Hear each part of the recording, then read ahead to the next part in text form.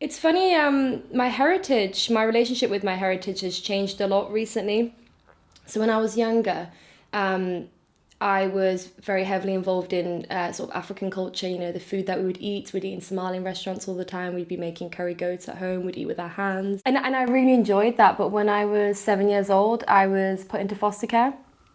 So my mom had alcohol issues and she just couldn't take care of us. So we were moved into foster care and I started living with a British family. I was then brought up with a much different culture, and I think I was more heavily involved in British culture as I was growing up. And recently I've reconnected with my birth mother, and that's been really great. And I've been experiencing my heritage again through reconnecting with that relationship.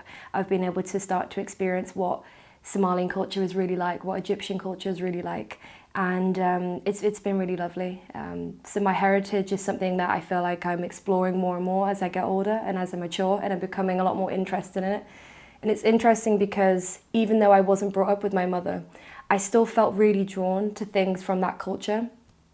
Even though I barely saw her maybe once every 2 or 3 years, I still felt very drawn and went traveling to the places that she went traveling to when she was my age.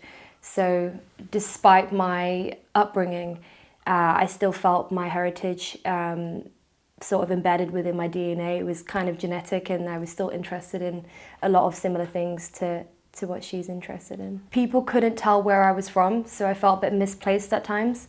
So I would get racist comments shouted at me for races that I wasn't even part of, which was quite a weird experience.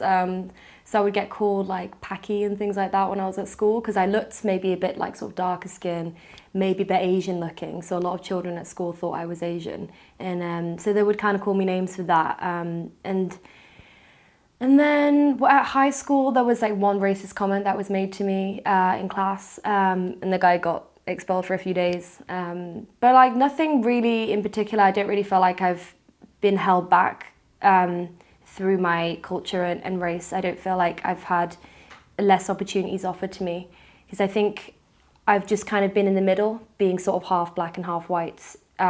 People don't really know where I'm from, so they can't really treat me a different way because they're not really sure. So when I was a kid, there was like a few comments here and there, and I remember around the time it was the Somalian pirates that was happening, and I was really embarrassed actually when it was happening, and I really didn't like being mistreated at school. So for a long time, I pretended that I wasn't half Somalian because I was really afraid of kids taking the mick out of me at school. And a couple of kids knew, and they did. They were quite racist to me because of it, and they would call me a Somalian pirate and things like that. So it was a lot harder when I was younger, and it was quite difficult being brought up in a British family, because I felt like I had never met my dad at that point. I didn't know my mom very well, so I definitely struggled with identity and knowing where to place myself, and knowing where certain traits came from, and knowing what I'm interested in. So that it took me a while to sort of develop that, but I got there in the end.